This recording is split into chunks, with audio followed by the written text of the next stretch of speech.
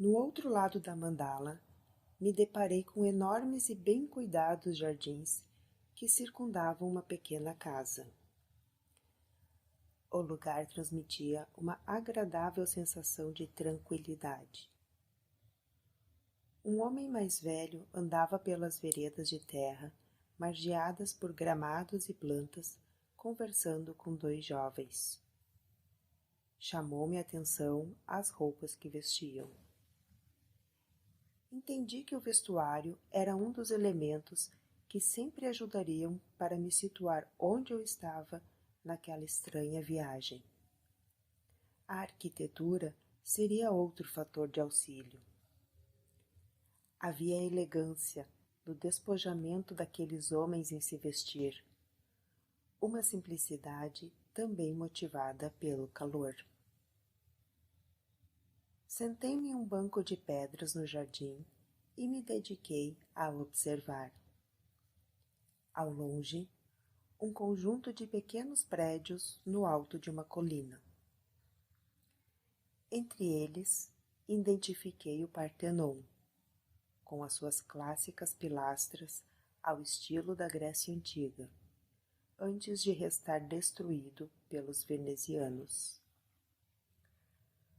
Os homens contornaram o jardim, e quando passaram à minha frente, o mais velho me perguntou se eu também tinha interesse em aprender filosofia. Atônito, apenas balancei a cabeça afirmativamente. Com modos gentis, ele me pediu para eu ir ao mercado comprar alguns mantimentos. Na volta, começaríamos os estudos. Deixou algumas moedas comigo e tornou a andar pelos jardins, acompanhado pelos homens mais jovens, que entendi serem seus alunos. A casa ficava nos subúrbios de Atenas, mas não muito distante do mercado da cidade. Pequenas bancas de verduras, legumes, grãos, carnes e utensílios diversos se misturavam em um largo onde escravos também eram negociados. Em uma das extremidades, um homem bem vestido fazia um discurso empolgado, elogiando o administrador da cidade. Aplausos e vaias acirravam os ânimos dos ouvintes. Não consegui comprar muitas coisas com o dinheiro que me foi dado.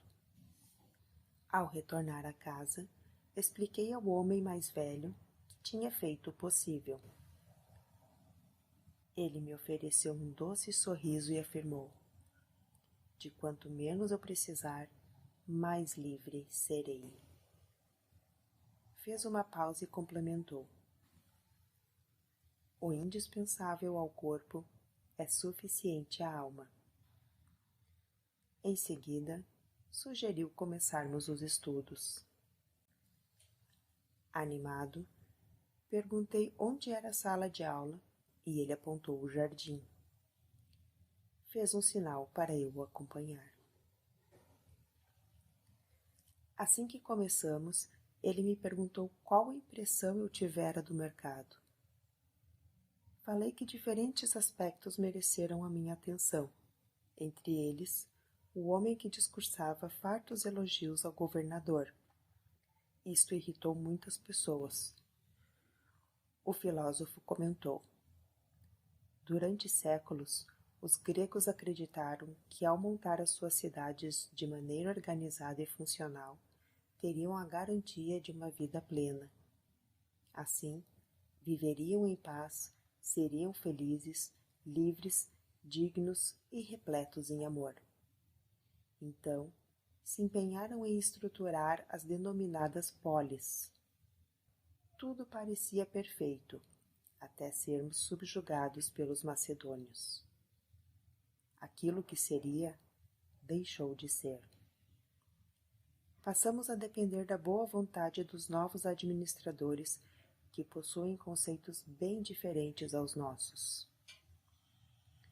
Como ser pleno a partir da dependência gerada? Havia um equívoco na equação.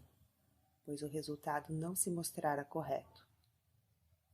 Sem dúvida, viver em uma cidade bem administrada, com bons conceitos de educação e justiça, tornam a convivência harmônica, facilitando para que os dias sejam prazerosos. Contudo, quais prazeres são essenciais? Como eu nada disse, ele prosseguiu.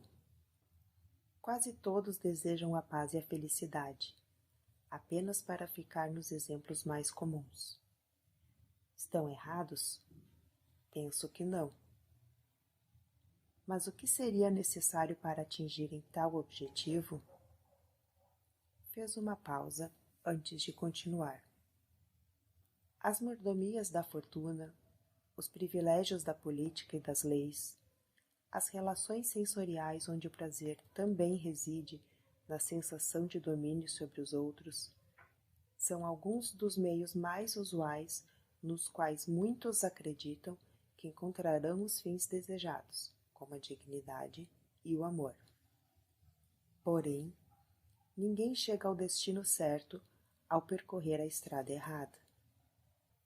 Depois de todo esforço, se dão conta que continuam tão distantes como no início do percurso, com uma desvantagem: não terão mais o tempo como aliado. Ao se tornar vilão, o tempo instala uma amarga sensação de vazio, típico de uma vida que poderia ter sido, mas não foi. Franziu as sobrancelhas, como para ressaltar a seriedade, e disse: a análise da situação não termina nesse ponto. Ainda há mais. Tornou a fazer uma pausa e prosseguiu. Buscamos pelo mel da vida através das conquistas que realizamos no mundo. Conquista que nos conduzem a disputas interpessoais através do domínio e da subjugação da vontade alheia, seja por fascínio, seja por imposição. Contudo, outras questões ressaltam deste ponto. Como tais mecanismos de sucesso não dependem exclusivamente da nossa capacidade ou vontade, nos tornamos dependentes de como as pessoas irão reagir a cada movimento nosso. O resultado sempre ficará circunscrito à aceitação que iremos angariar, ou seja, além do nosso controle. Como neste modelo de raciocínio o resultado é primordial para definir aquilo que entendemos como vitória ou derrota, estabelecemos um vínculo vicioso com o mundo. A vida nos escapa das mãos. Já não me pertenço. Ele quis saber se eu tinha visto os escravos sendo negociados no mercado da cidade. Falei que sim. O filósofo alertou. Todo escravo é uma espécie de prisioneiro. Aqueles que você viu no mercado se caracterizam por não terem domínio sobre o próprio corpo. No entanto, existem outros tipos bem mais severos de escravidão, muito além do alcance dos olhos. A liberdade se inicia no pensar, se aprofunda no sentir e se completa nas escolhas. Pedi para ele explicar melhor. O professor era gentil. Liberdade é muito mais que viajar para Veneza, visitar o Oriente ou navegar pelas costas da África. A liberdade consiste em viver no limite da verdade alcançada.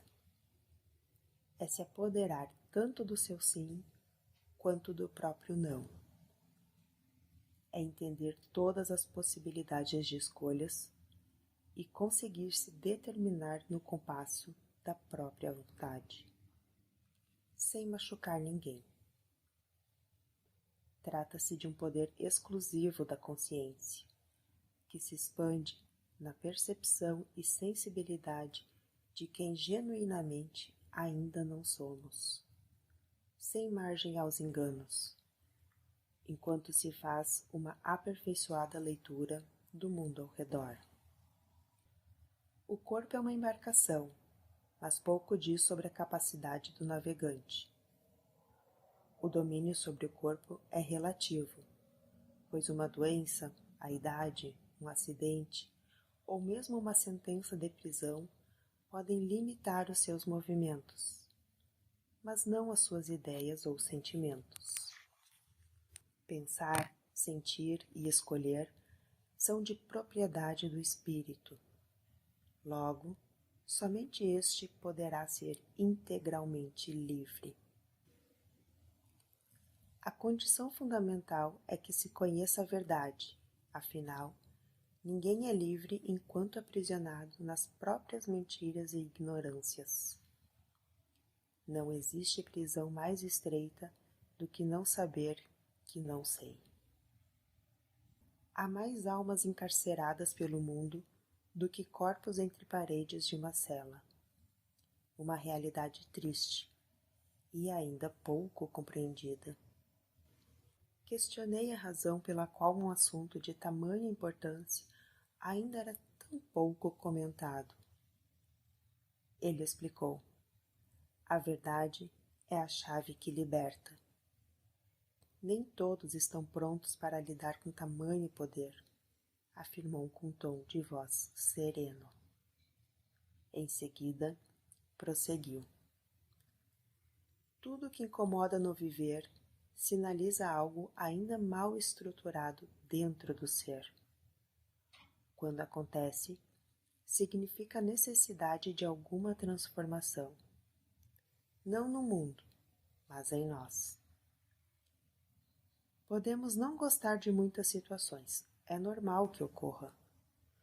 O que não pode acontecer é darmos permissão para que quaisquer fatos tenham poder de nos arrancar no eixo luz em que vivemos, nos conduzindo à escuridão dos dias. Sofrimentos e medos produzem fragilidade e desequilíbrio. Se existem, é porque ignoramos os mecanismos que os produzem e, assim, permitimos que nos dominem. Sofrimentos e medos são cruéis capatazes que trabalham a serviço da ignorância, o grande mercador de almas. Calou-se por instantes antes de concluir. Conhecer-me para desconstruir um estilo de ser e viver, para em seguida me reconstruir sobre novos fundamentos, me levará ao ponto de mutação no qual tudo muda. Nada se modifica sem as devidas transformações intrínsecas. Toda a luz que preciso reside no meu próprio âmago. Acender e intensificar essa chama é o sentido da vida. Perguntei que fundamentos eram esses a que se referia. O professor indagou: quais as causas dos nossos sofrimentos? Falei que muitas. Citei a pobreza, as doenças, a violência e o desamor como as mais comuns. Ele concordou com um movimento de cabeça. Em seguida, ponderou. Conheço muitas pessoas ricas, porém infelizes. Não que seja uma regra, mas é possível encontrar felicidade nos bairros mais pobres de Atenas. Existem indivíduos em corpos saudáveis, mas que possuem almas enfermiças. A violência no mundo me rouba o sossego de andar pelas ruas. No entanto, somente o medo que há dentro de mim pode me furtar a paz. Para amar, ao invés de esperar por um abraço, posso abrir os meus braços. Sempre haverá alguém para se aninhar. Percebe que nada que acontece no mundo pode me roubar o mel da vida se houver força e equilíbrio em minha alma? Fez uma pausa antes de prosseguir. Toda escuridão desaparece diante de um olhar luminoso. aprender uma diferente maneira de pensar modifica o sentir. Os sentimentos sutis impulsionam os pensamentos a paraísos desconhecidos. E acrescentou: que fique bem claro, não se trata de uma fuga, mas de um inusitado caminho, no qual muito daquilo que se considera fraqueza se revelará como força. Interrompi para questionar de qual maneira seria possível tamanha conquista. Ele me revelou um segredo incomensurável: as virtudes. Em seguida, esclareceu: elas estão à disposição de qualquer pessoa, concedem poder à alma e reordenam os valores da vida. Olhou-me de modo inquisitivo e perguntou: haverá indivíduo mais poderoso ou tesouro mais valioso? Sacudi a cabeça respondendo que não. A aula prosseguiu. Quando procuro pelas riquezas do mundo, me torno escravo por causa das dependências que crio em função de um resultado que não tenho qualquer controle. Uma estupidez por construir uma existência que me manterá angustiado pela fragilidade e desequilíbrio que proporciona. Sofremos por tentar desesperadamente dominar aquilo que não podemos nem devemos. Esquecemos das conquistas primordiais, as virtudes que nos transformam e instrumentalizam a evolução. A liberdade não está no corpo que se move, mas na alma que o anima. As virtudes têm o poder de nos movimentar pelo caminho.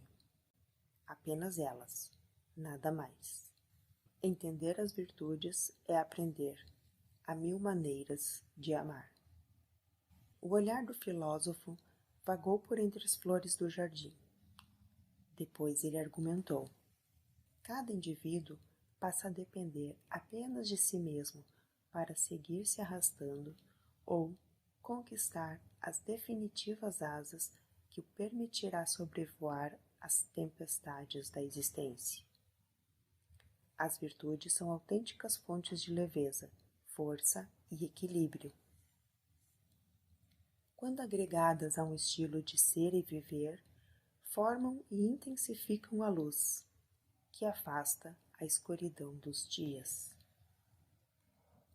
Perguntei como fazer para alcançar tal estágio. Ele explicou de uma maneira interessante. Somos muitos em um. Contudo, cada indivíduo deve se ver como um império em si mesmo.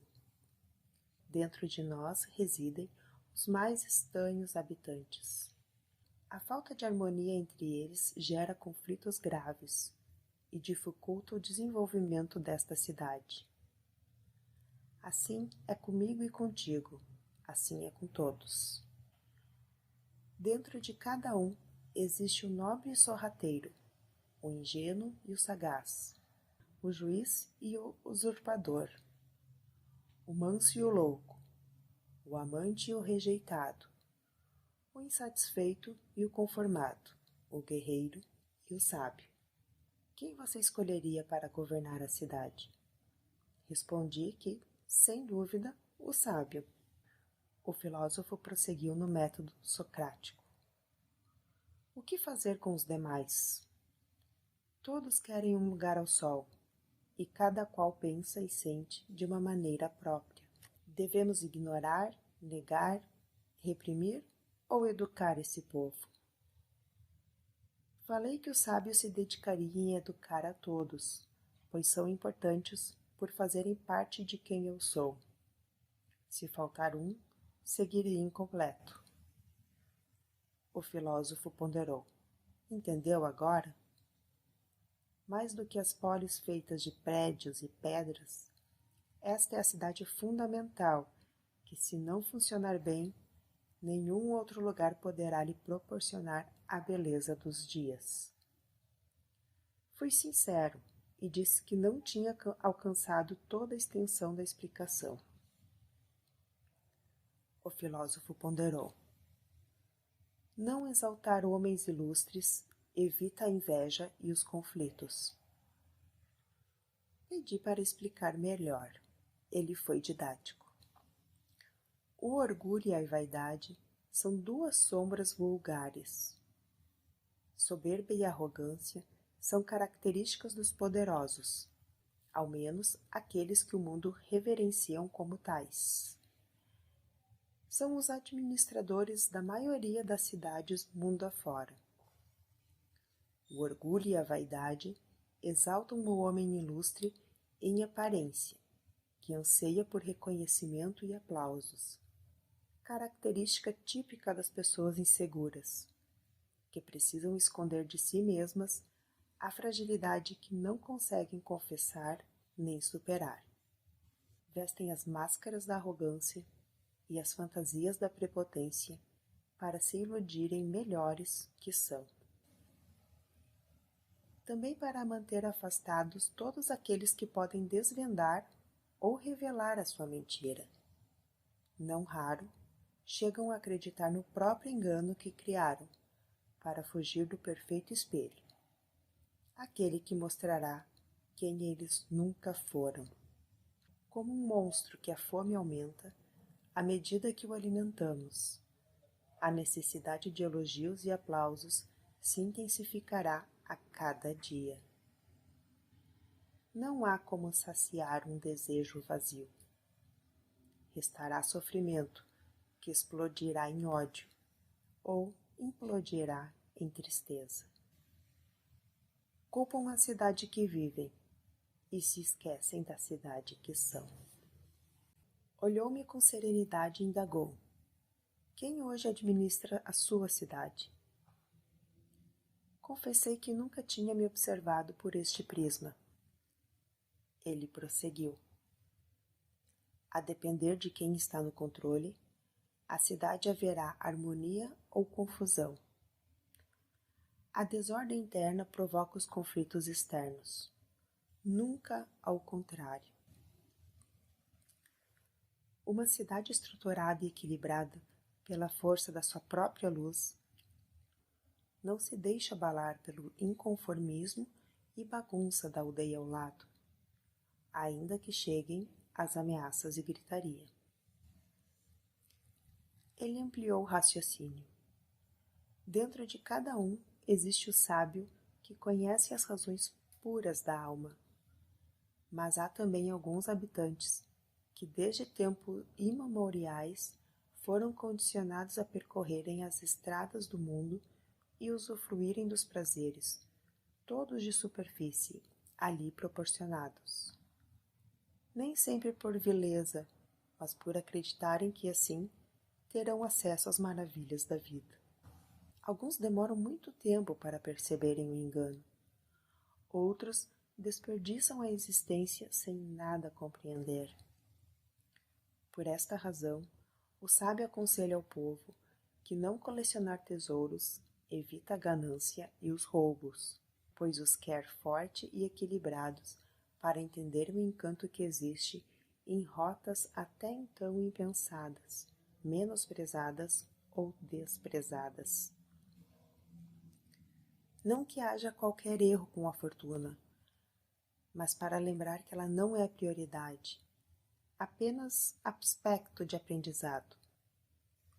Contudo, como ouvir tal orientação quando se está faminto por luxo, mordomia, admiração e elogios? Nem sempre estamos prontos para entender que a percepção intrínseca da verdade é suficiente para oferecer todas as garantias de uma vida plena. Quem não entende o ser, desperdiça o viver. Uma cidade construída sobre os alicerces do orgulho, da vaidade, da ganância e outras sombras afins é igual a como habitar em um reino cujo imperador é o medo. Serão dias de tensão e ansiedade. Não haverá paz.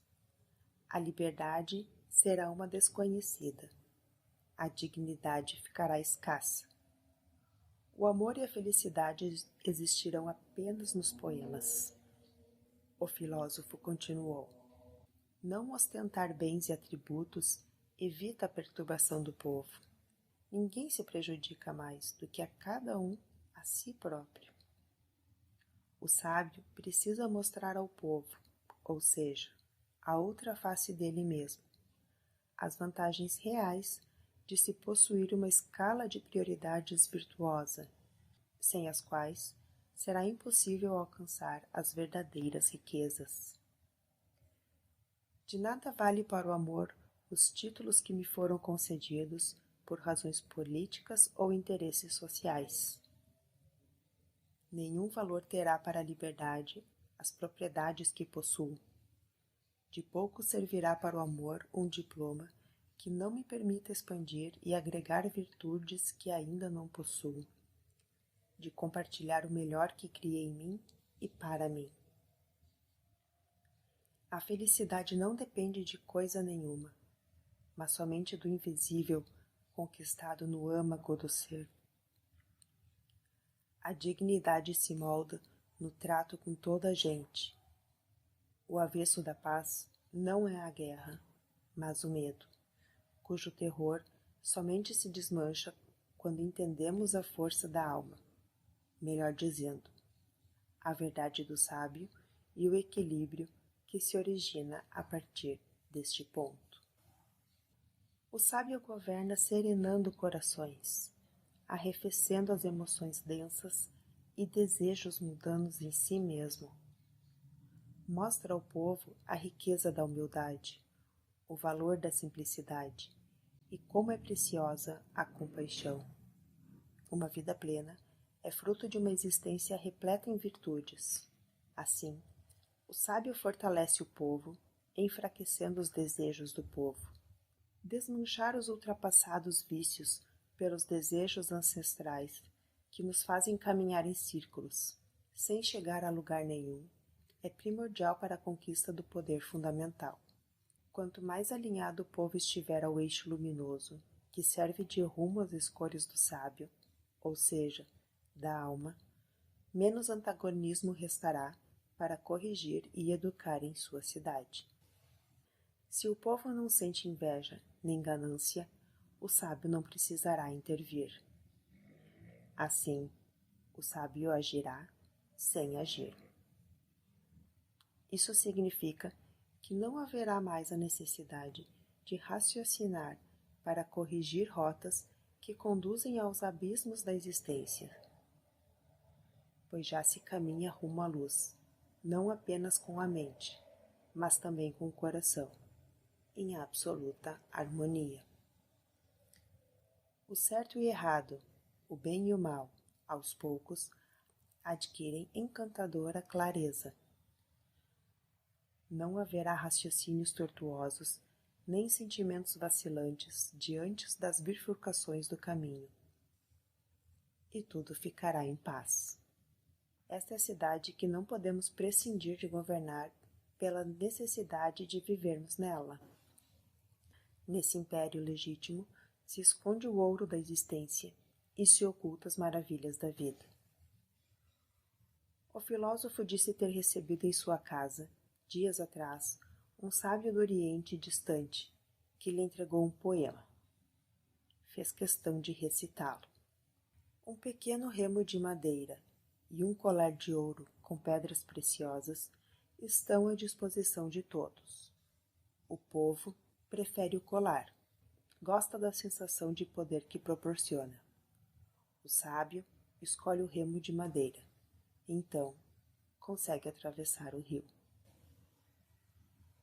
Ao final, comentou enigmático: estamos em uma das margens do rio Tempo, conhecida como existência. Precisamos atravessar as suas águas imprevisíveis e mortais para alcançar a outra margem do tempo, sem sucumbir à morte. Se faz imprescindível navegar a balsa da evolução. Fez uma pausa antes de concluir. A evolução em si, para além de si mesmo. Fomos interrompidos pelo burburinho de outros aprendizes que chegavam para os aprendizados daquele final de tarde.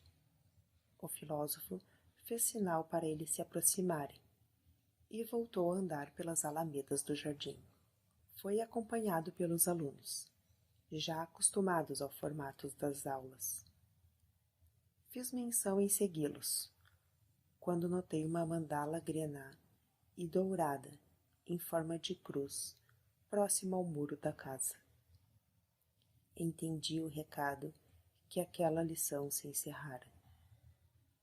Esperei um pouco, para que os olhos do sábio, ao contornar o jardim, encontrasse com os meus. Levantei a mão, em sinal de agradecimento. Ele sorriu e balançou a cabeça como resposta. Fui em direção à mandala.